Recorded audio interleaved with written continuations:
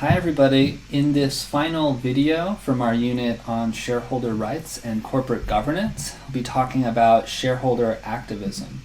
So recall from the first video, we were talking about the objectives of stock ownership, why investors want to have stock in a company, and we talked about the financial returns, different kinds of financial returns that investors get, but also the fact that some have ethical motivations for owning stock, or social or environmental objectives in owning stock. So we'll talk in this unit about some of the ways, the means by which shareholders can reach those goals.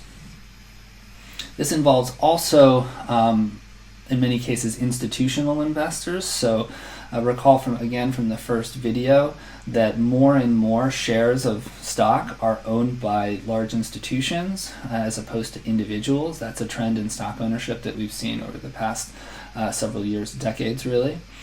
And many of these large institutional investors own large amounts of stock in particular companies, and owning so much stock in a particular company actually can make it difficult to sell that stock if you become dissatisfied with management for whatever reason. So selling a lot of stock all at once can be unwise in that it's hard to find buyers, and so you end up lowering the value of the price of the stock in order to unload it. And so that's seen as suboptimal outcome for many large institutional investors, and therefore it creates an incentive for them to actually work with management to improve the company's performance, rather than just abandoning the company by selling stock and seeking a better investment elsewhere. So this is an important trend. If you're curious to learn more about institutional investors, you can go to the website of the Council of Institutional Investors, which is an organization representing large institutional investors and pension funds, etc. And you can learn more information about institutional investors there. Recent research does indicate that the involvement of institutional investors can improve company performance. So perhaps this is not surprising.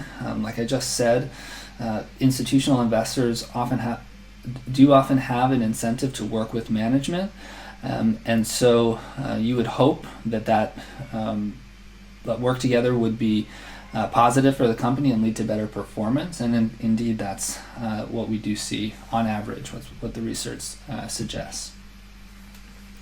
So let's talk about some of the different ways in which shareholders can try to meet some of these other social or environmental objectives that they have in owning stock.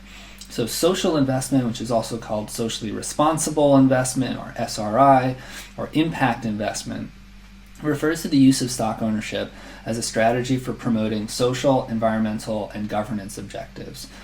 So the US SIF, this is the website for this organization in the United States that coordinates a lot of activity around socially responsible investment. It's a good place for you to get some more background information if you're curious about this field. This is another one of the areas where there's actually, that we talk about in our course, where there's actually a lot of jobs.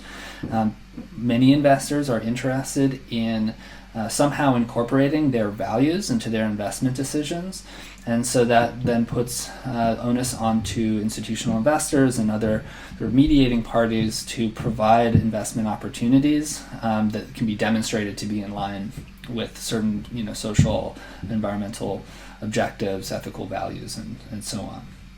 Okay, so there are a few different ways of achieving this. The first we'll talk about in a minute, stock screening. So this is selecting stocks according to various social criteria. But you can also use the corporate governance process to raise issues of concern through shareholder resolutions and lawsuits. So we'll talk about that as well. So different ways, avenues or options for shareholder activism.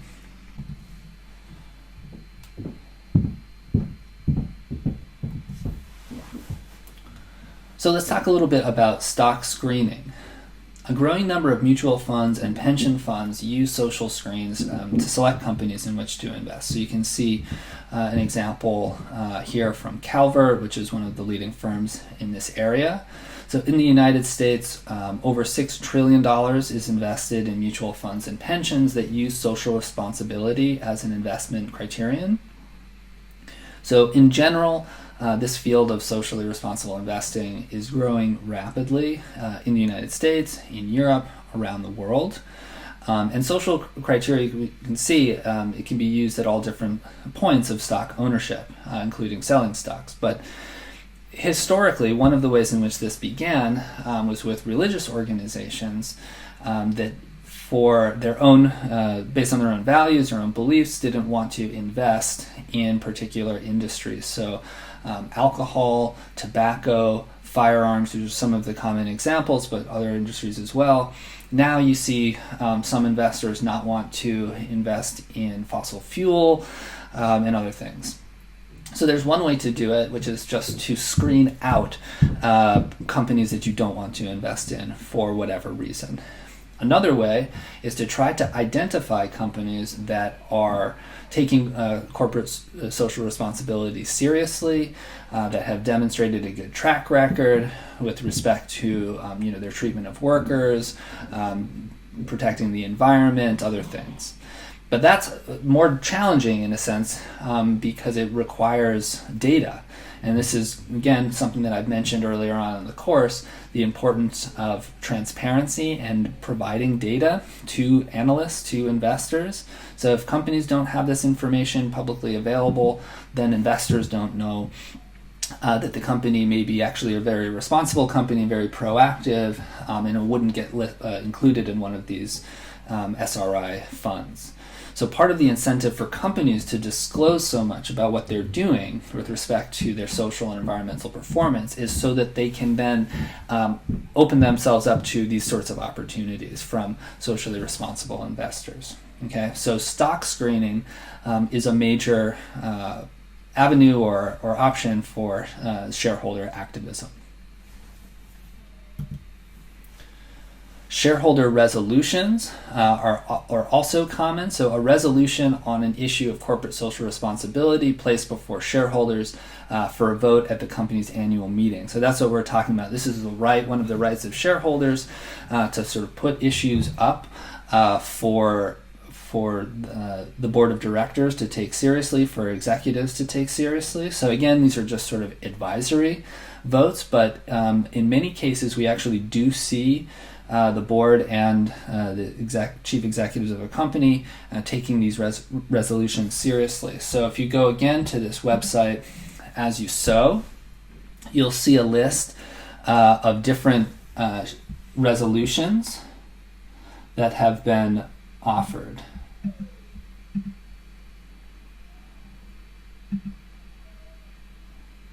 Okay, here we go. It just took a minute to load. So I won't go through this here with you, but you'll see many companies probably that you'll recognize: Bank of America, Barclays, BP, Chevron, etc. And it gives you a sense of what this resolution was about, what the shareholders were requesting, and then what happened, okay, as a result. And so in many cases, what you see are actually shareholder resolutions being put forward, and shareholders say, we're going to have a vote on this. We would like to have a vote on this at the next meeting. But then prior to that vote, some kind of agreement being reached between the company and the group of shareholders, such that the shareholders feel like they've gotten some important concession and withdraw the resolution. So it's a situation that companies don't necessarily want. A board of directors doesn't want to have a shareholder resolution be given overwhelmingly support at an annual meeting. Could be embarrassing. It's better to perhaps see that as a signal that there's more that you need to do, and then they reach out to the shareholders and try to address their concerns prior to a vote taking place. Okay, but we do see a significant rise in the number of resolutions. So hundreds of these are filed every year, and you can see them being tracked on asyousow.org. Okay, so like I said, in some cases, managers enter into a dialogue with shareholder activists and resolve an issue before the election, before a vote is actually taken on that resolution. And that's pretty much what, from my understanding, most of the shareholder activists are looking for, is to make that statement to the board of directors and to the management of a company, and to try to get some concessions from them. Finally, activist shareholders can sue if they feel like their rights as shareholders have been violated. So shareholder lawsuits is also another avenue for shareholder activism. So if owners think they or their company have been damaged by actions of the company's officers or board of directors, then they have a right to bring a lawsuit. And again, we've seen an increase in shareholder lawsuits over time. So shareholder lawsuits could be initiated in regard to insider trading, inadequate stock buyout price, or related to the timely disclosure of material information. Again, go back into the first video in this series that we produced and look at all of the different rights of shareholders. When those rights are being violated, shareholders have a right to sue. And so that's another avenue for shareholder activism. And this can be very expensive for companies. You know, the United States is a very litigious society, and companies are certainly wary of these kinds of lawsuits, and so they're likely to take shareholder concerns seriously. And to the extent that the SEC is doing its job also in enforcing shareholder rights, that's something for companies to take very seriously as well. So 3 different avenues for shareholder activism: stock screening, shareholder resolutions, and shareholder lawsuits.